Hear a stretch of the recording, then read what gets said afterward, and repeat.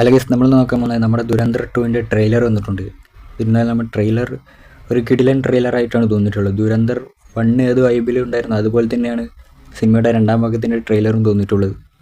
എന്നാൽ നമ്മുടെ ദുരന്തർ 1 ഏകദേശം 1000 കോടിക്ക് മുകളിൽ കളക്ഷൻ നേടി വലിയൊരു വിജയമായൊരു സിനിമയാണ്.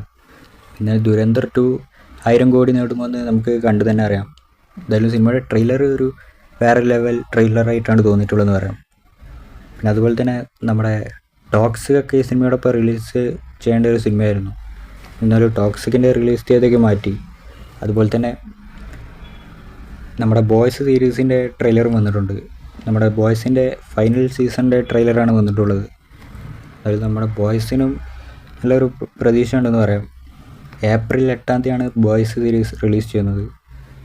നമ്മുടെ ബോയ്സിൻ്റെ ഒരു ഫൈനൽ സീസണാണ് വരാനുള്ളത്. നമ്മുടെ ഹോംലാൻഡർ അതുപോലെ തന്നെ ബുച്ചർ എന്നിവരുടെ ഉള്ള യുദ്ധമാണ് ഈ സീരീസിൽ കാണിക്കുന്നതെന്ന് പറയാം.